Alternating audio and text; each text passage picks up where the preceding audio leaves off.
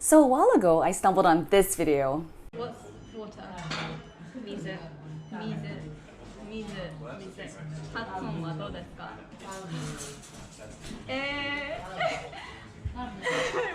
発音はどうですか？初めの年に日本語を勉強して始めました。皆さん、こんにちは。私はジャンナです。この人は私の友達アイシャです。アイシャは日本人と家族と日本語を使います。アイシャさんを驚かせたかったので、6ヶ月前に私は日本語を勉強し始めました。私のビデオへようこそよろしくお願いします。Now, I was very impressed with how much progress Jannah made in just 6 months of studying Japanese that I felt like I had to speak to her to find out how she did it. So I managed to schedule an interview. Hope you guys enjoy it and learn something from it. All right, so hi, Jannah. Firstly, thank you so much for agreeing to be interviewed. じゃあ、まずですね、少し日本語で話してもいいですか、ジャナさん。はい、はい、はい。もちろん。はい、じゃあ、簡単に自己紹介をお願いします。はい、自己紹介をします。私はジャンナです。20歳ですと。イギリス人とロンドンの近くで家族と住んでいますと。最近私は日本語を勉強し始めました。よろしくお願いします。よろしくお願いします。すごい。じゃあ、なんで日本語を勉強しようと思いましたか？はい、何を勉強し始めました？なんで、はい、なんはい。で、わかります。はい。私の友達、アイシャさんは日本人と、彼女を驚かせたかったので、日本語を勉強し始めましたと。私とアイシャさんは、本当に一緒に日本に行きたいと。これは私たちの夢です。だから、勉強し始めました。すごい。じゃあ、今まだ日本語を勉強していますか？はい、まだ勉強しています。すごい。どうやって勉強していますか？テキストとか使っていますか？テキストブックからじゃないけど、オンラインコースで勉強しています。次のコースを最近し始めました。はい、オリー・リッチーズの次のコースがし始めましたと、italki で毎週私は多分1時間ぐらい話します。愛登記ですね。はい、いはい。い方法ですね。はい。じゃあ、ジャナさんは YouTube チャンネルもありますよね。じゃあ、はい。どんなビデオを作っていますか？はい。私は日本語のブログみたい作りたいと。あーはい。住んでいる場所で、たくさんの日本人がいないので、たくさん日本語を話せない。だうから、ーん。だから、もし、ブログ、日本語のブログを作りなら、もっと日本語を話せます。すごい。はい。ありがとうございまいす。え、ありがとうごはい。ざいます。なんか緊張しています。Like あ super あ、ほんと nervous for に、some reason. はい。私も。All right, thank you. Okay, so like that's as much Japanese as I'm gonna do today. Like, yeah, you'll both be Cool. tired out. Okay. So, all right. So, firstly, I want to talk a bit about the video that you made. For those Mhm. of you who haven't seen it, please go watch it because it's just I love it. It's really just wholesome. Yeah. Aw. So, could you tell us a little bit about the day itself? Like, how did you go about surprising your friend, and what was her reaction, basically? Yeah, of course. So just like a bit of context is that my best friend is a medic student in her second year at the time, so she's really, really busy. I actually hadn't seen her for like about 6 months prior. So I basically just planned to like meet up in a restaurant. We'd met up once about a month before that after not seeing her for 6 months. This is like second time in like 7 months, and I just decided we're gonna go Japanese restaurant and just pretend that I'm like vlogging for the day, and then just like record her reaction. And yeah, it was really annoying actually because when we got to the restaurant, it was super super busy.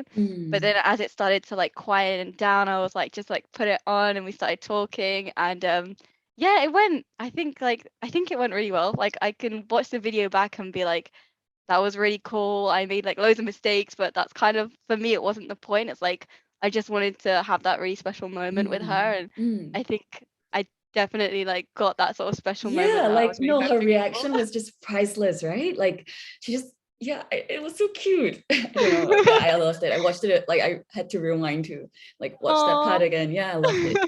So, okay, question. How did you yeah. get so good so fast? Like, okay, obviously you're not 100% fluent. You know, no one, I don't think anyone would be able to do that in 6 months, but there's a kind of, I don't know, the way you speak Japanese is it's comfortable to listen to and it's very, very natural. It doesn't have that kind of Wow, very, thank you. very foreign sounding accent, I feel at least. So, how did you get so good so fast? What do you think contributed the most to that success? Yeah, well, thank you so much because that's such a lovely compliment Yeah. anyway. But I think the main thing is the course, and I talk about it a lot in like my comments and stuff like that. But there's this guy called Ollie Richards that I found. He does this course on Japanese, and it's a very like immersive technique to learning. So it's kind of how I see a lot of textbooks might do it is sort of English translated into another language, and his is very much like you're just sort of like learning Japanese. And the only other thing that I did prior to talking with Aaisha is just to talk a lot on italki.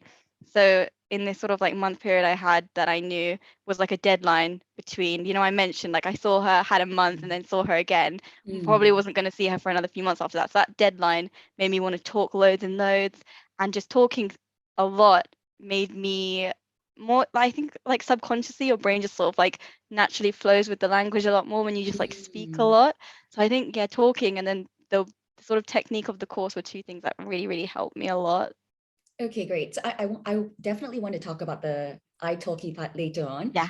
Just a little bit about the course firstly. Yeah. How is the course structured? Could you like explain a little bit about that? Because I'm very curious to know. Yeah, of course. Yeah, yeah, yeah. So, the course that I was doing is like his beginner course into Japanese, and it's 20 chapters of a story, and you follow these three kids who are sort Mm, of like going around Tokyo. And I won't talk too much about the story, but how the chapters work is you get the romaji, so you don't actually have to know hiragana throughout the whole course if you don't want to, but mm, he does teach that as well. So you have the romaji that you can read, the English translation. It comes with like the hiragana and the furigana and all of that if you're at that level.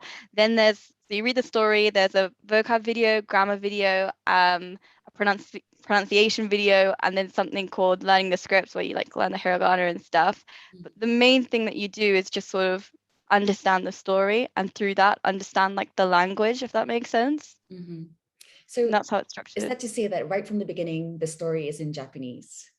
Completely, yeah, yeah, of course. Okay, so I'm curious to know, for someone who doesn't understand Japanese at all, how then Mm, do you follow the story, especially as a beginner, listening to all yeah. that?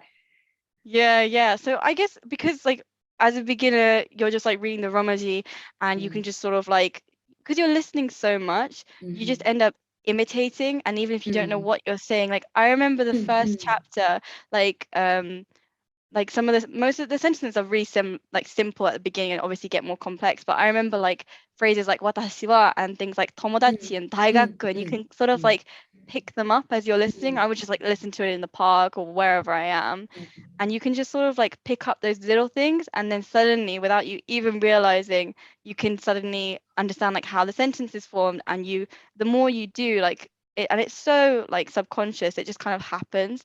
At the mm, beginning, it sounds strange and it feels strange and you like don't know anything, but you pick it up really sort of like mm, naturally. mm. Okay, so how much was that cost? And for someone like I don't, it wasn't cheap, was it? How much was it I don't again? think it was cheap. I can't remember how much exactly, but it was like in the 150 bracket to 200, I think. Okay, I okay, can like check that later, but right. yeah, it was on the more expensive side Mm, for me, but mm, comparatively, and when I was recommending, because as soon as I started the course, I started recommending it to like everyone that I could talk to, and I always would say that comparatively to most courses that are out there, it's cheap, but to mm. anyone who's just sort of coming in, it's like, oh wow, that's a lot of money, Yeah, but yeah, comparatively to the market, it's very affordable.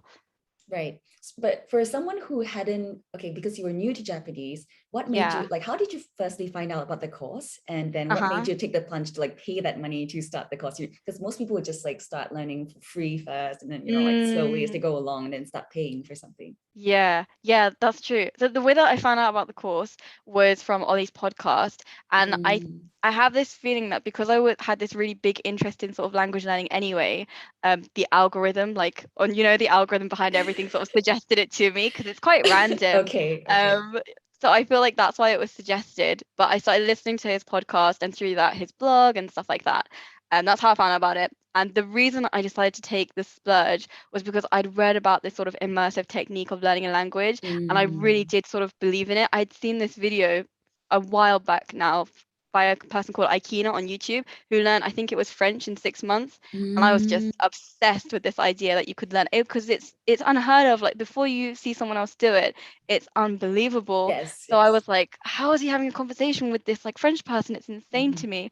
And I was obsessed with the idea, and I think that's why I took the plunge because I was just really believed in the idea that, it's actually possible. And then I got the go ahead from my mum, and I was like, okay, well, if mum says I can do it, then I guess I have to do it, sort of thing. That's nice. So I think it's safe to say that you are very satisfied with the course and you would Yeah. recommend it to anyone. Is there anything Yeah. at all that you don't like about it, or what do you love the most about it? Oh God, honestly can't think of like a single thing that I didn't like. What was my favorite thing? I think my favorite thing about it is it never, and like comparatively to anything I've ever studied, like in England we do GCSEs and A levels and stuff at school. And it's quite a chore, like to bring yourself to the table and like sit down and learn Yes. something. Yeah, but even now, when I've started his next course conversations, it doesn't feel like that. I like get excited to do it, which is it's actually quite a new feeling for me. Like I do get excited once I'm in the mode of learning and I'm like chilling and learning and I'm like, oh, I really enjoy this. But it takes quite a lot for me to get there. But with Ollie's course, I feel really excited because it's like Mm, a story and you can see the progress mm, so quickly. I think that's like, yeah, definitely my favorite part. mm. Okay. So like every time you got down to studying through the course, you did it every day? Like, Um, so the timeline for me is like really weird because at the beginning I intended to do this course over the span of 2 years, 2+ years. I was going to do a chapter a month, because I thought I could keep a secret for that long. Obviously I couldn't, but my timeline is really weird. So like for the first 3.5 months ish, I didn't do daily learning. What I did was just to say to myself, I'm gonna finish the chapter by the end of the month. So that sometimes meant cramming in the last 10 days. Like mm, the course, but mhm, it just kind of like worked like that. But then when I did end up start doing like half an hour a day at some point, but it like I was thinking about this like prior to our like us talking. mm, If I was to like if you were to ask me, show me like your studies, like your books and like your writings, like I have nothing to show because my studying just wasn't very traditional. It was literally just like reading the story, reading the English, listening to it loads, talking on italki, mm, nothing like solid. So yeah, never felt like studying, but I started doing half an hour a day. And then italki, mm, obviously, I started as well. mm. So was that okay? So apart from that and italki, did you supplement that Yeah. with anything else? Was it just I actually, purely the no, course? it was purely the course and then italki later on. That was it.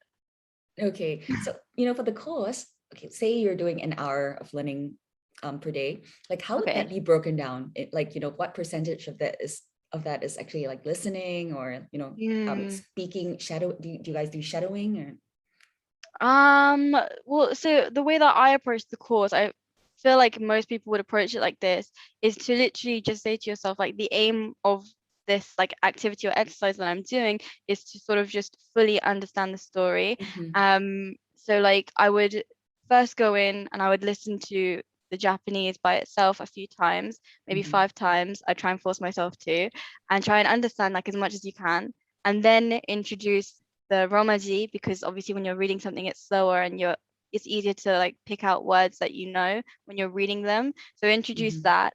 I then try and read like watch the grammar and the vocab videos because you obviously learn more from Ollie's explaining certain words and phrases and structures. So you understand more from that. And then the final thing is obviously to just read the English.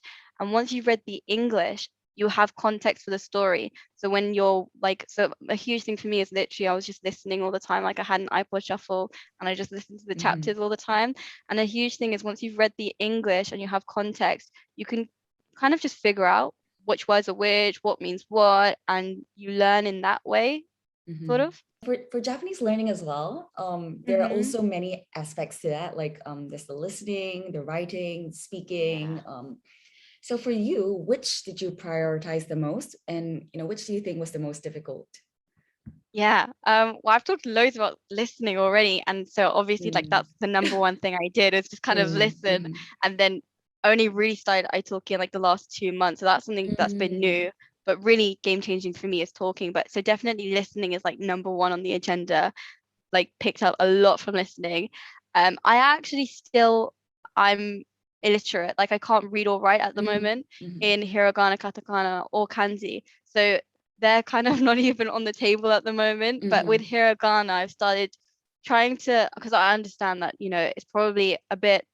It's not. I don't think it's good to sort of approach it maybe in the way I did. But I had quite a short time frame it ended up being. mm, So yeah, and my approach at the beginning actually was I'm never going to learn them because if I have a course like this, there's no reason to, and I'll just be like a child who maybe never learned. mm. But I've changed my mind recently, and I think it is quite Okay. important to learn things like Mm-hmm. the alphabet. Even when I talk to Japanese people, they do say like, "Oh, you should probably learn." So I've started to learn, but it's just so much more exciting when you're speaking because I feel like reading and writing it depends if you ever use them. And for me, the Mm, only mm, reason that I was learning is because, oh, I'm going to speak to Aaisha and I'm going to speak to Japanese people. No one will even know if I can read or write. Um, mm-hmm. but yeah, my perspective on that, it changes daily. But I think I Mm, should, and I will start learning like properly. But yeah, I can't read or write at the moment. So those two things aren't really on the table for me. mm. Okay. I think, yeah, I guess it also depends on like how you see it, like what you see yourself doing with the Japanese in like a few years' time, like for you, do you Completely. have any plans at the moment? Like, where is this all gonna lead to eventually? Yeah. So well, I've said like me and Aisha, our dream was to we talked about Mm-hmm. it since we've met, like going to Japan together, and that's kind of like the Mm-hmm. main reason I even started. So that is a dream in itself to go to Japan Okay. with Aisha, be able to like speak Japanese in Japan. I would love to go and live there for a while, but I'm currently so I'm a university student, but also working. It's this thing called a degree apprenticeship in the UK, and I'm stuck in like a 5-year contract, so I can't live in Japan for quite a while. But the dream is Mm, mm, because I think the only way to get to that, really slick, fluent level is to live in a country like properly and mm, really immerse yourself. So yeah, I would love to do that one day and actually like be fluent mm, in Japanese. mm, mm, mm. Okay, so you mentioned that you use italki quite a lot. Hmm. The last 2 months, was it? Last 2 months? Yeah. Could you tell us a little bit about that? Were they mostly just conversations, or did you do anything else with your teachers? Yeah, it was literally just conversation. So to like explain this, I'll like give a bit of background. So I've said that I met Aisha in summer after like 6 months. Essentially, when I met her, I was like, wow, I really can't keep this a secret. And then she, as I mentioned, is really busy medic student. The only time I was going to see her for like probably till the end of the year, possibly like late into next year, was a month later for a week gap. So I knew Mhm. like I had basically a month and a half to just try and become like as fluent as I possibly could. And obviously, italki is like the way that you do that, like just Mm, basically speaking as much as you can at quite an affordable rate. So I was like, I'm just going to do this. And yeah, every time I would introduce myself, I'd just say, like, I just want to have conversations. mhm, And yeah, they all facilitated that. And everyone was so lovely. I just love mm, speaking on italki. mm. Did you stick with the same teacher throughout, or did you have different teachers? Right. So when I started, I made sure to do sort of like a few half an hour introductions with lots of different teachers to sort of see like who I was compatible with, who had Mm, like the best learning style. Because obviously some teachers, even though you say, oh, I want to have conversations, will sort of push a little bit of teaching in there. So I wanted to just uh-huh. like make sure like we understood each other and, Mm, you know, we both, were speaking sort of like in the same way. We had like the same outlook and stuff like that. Um, so I did a few of those, and then it was just sort of who's available because there's not everyone has that much availability. So yeah, okay. Mm, I ended up having now I only have two, but mm, it's fluctuated. Sometimes I have like five mm, regular teachers, two, sometimes mm, one. It just changes. mm.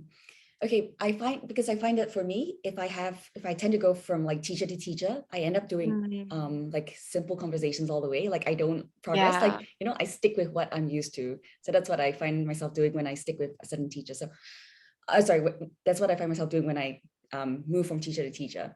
And having that one permanent teacher forces me to like, oh, I have to think of something else to talk about today, and then Mm. progress a little bit. So I think I was curious to find out about that for Yeah, you. that's so true. No, that's so true. I've noticed the exact same thing. And then I remember it was like funny. I had this one teacher and she was like, "Oh, can you introduce yourself?" And my expression must have been like a bit funny because she was like, "Oh, you must get asked this a lot." And I was like, "Oh yeah, That I've done happens this to like me. seven Yeah. times." Yes. Yeah. Yeah. Yeah, yeah. You default on what you feel comfortable with. That's so Mm-mm. true. It's good to have a constant teacher. Mm. Okay, then my next question is, because for me, like I found that when I started doing italki at a very early stage, it was like very, very stressful for me. Like I hated it so much. I felt like every time there was this pause, I would feel like, oh, I'm dying inside. My brain is like Uh, fried and I'm like translating, like, thinking of how to go around saying something. So how did you get past that? I mean, I'm sure there were times that you couldn't express yourself or, you feeling stressed out. yeah, no, definitely at the beginning, I remember feeling like you feel really like, oh my God, like I really can't do anything. And you feel like your Japanese is really bad because, especially when you study by yourself for a long period of time, you kind of feel like, oh yeah, like I know how to speak some Japanese. And then you try Yeah. and speak to someone and Yeah. you're like, oh wait, no, I can't speak Japanese. So it's definitely a bit of a confidence downer. But I think so. I can't actually remember that period too well, and I think it's because I really did sort of like jump in the deep end because I had like this really short time frame of like a month and a half before I saw Aisha again. So I was like, oh, okay, I'm just gonna literally do like as much as I can. And I was talking for like 2 hours a day, every single day for like 3 weeks. And so like by doing that, I think at like when you reach sort of like 2 weeks of doing that, you're like there were certain phrases I could understand better and phrases that I could reach for quite easily. And obviously, the Japanese teachers, their English is amazing. So they would Mm, always be really reassuring. And like if I didn't know a word, we would just sort of use the English word and stuff like mhm. that. That always made me feel comfortable and not too stressed out. And especially when you develop a relationship, like the two teachers I have now, it's never like, oh my God, my Japanese is so bad. It's like, oh, we're just like learning and having a Right. conversation, sort of. Mhm. Yeah. Yeah. I guess you get less self-conscious as you go along, right? Oh yeah, Yeah. definitely. Yeah.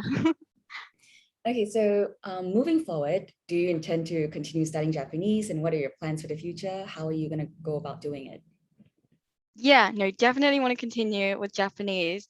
I think like being able to self-study in this way has been like a huge confidence booster, and then also just taught me so much about like learning in general that I would want to just like keep going and like seeing how far I can get. And like I think like as we both mentioned, like my Japanese is nowhere near like fluency level. It's like very sort of beginner, like broken. So I would love to get to a level where I feel confident going into any conversation with any Japanese person. So I've started all these next course. I'm going to continue with italki, and then yeah, hopefully like I can get to that level in like a few years.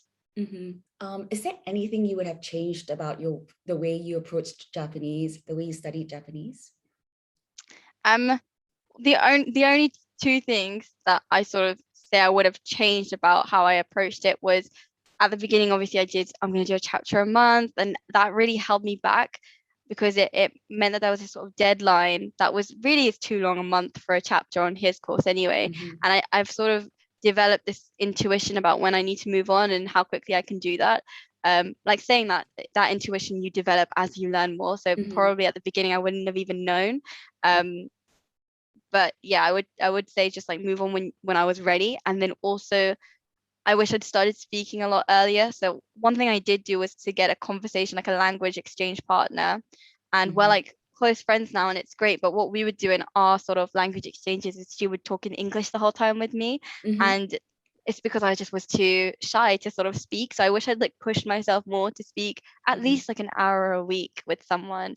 Mm-hmm. Um, because obviously like the way I did it was a bit intense, like 3 weeks of 2 hours a day, because I had no time to Mm-hmm. facilitate like that much learning. So I wish I'd spread it out. Um, yeah, I wish I'd spread it out a little bit more, probably those two Mm-hmm. things. Mm-hmm. And final question, what advice would you give to other people learning Japanese? So I'm really not an expert on learning Japanese, but the course I did, I recommend to everyone for any language because he's got a bunch of languages there. But sort of during the course, even if you didn't do this specific one, I think there are a lot of people that offer unique ways of learning that can really level you up in a shorter amount of time, basically. So this approach to learning where it's like really immersive, it's not necessarily traditional textbook learning. It's like about completely surrounding yourself with the language and listening and studying a story as opposed to like writing out notes. I think that will make you most excited and help you to see progress in like the fastest way possible, which in time, because language learning is such a mental game as well, right? Like it keeps you the most, like it grabs your attention the most, it keeps you the most focused for like the longest period of time, as opposed to sometimes like I've done textbook learning as well, like at school and stuff. And I think the main thing about textbook learning is because you see little progress in a long amount of time, you feel like disillusioned by it. You're like a bit, oh, I'm not making progress. Whereas with something like this, you make progress quite quickly, and it helps a lot to see progress, I think, when you're learning a language. So that's like my one tip is like read books and write diaries and do things that are fun, basically. All right, so I think, yeah, that's pretty much all the questions I prepared. Thank you so much, Jannah, for your time today. Of course. Yeah, and for those watching, I will leave Jannah's channel link in the description section below, so please do check it out. And yeah, once again, thank you so much. Arigatou gozaimasu, Jannah-san. Arigatou gozaimashita. Yeah, so that was it. I hope you guys enjoyed the interview. Please do let me know like what you guys think about it, if you have the same methods of studying Japanese or if you did something different. And yeah, let's talk about it in the comments section below. Let's talk about it below. Yeah. Okay, you know what? Some people should not be on YouTube. Oh, yes. And if you do like this kind of videos about learning Japanese, please subscribe. No. Just no. You know, I always feel like I'm doing a parody of YouTubers. Okay, bye.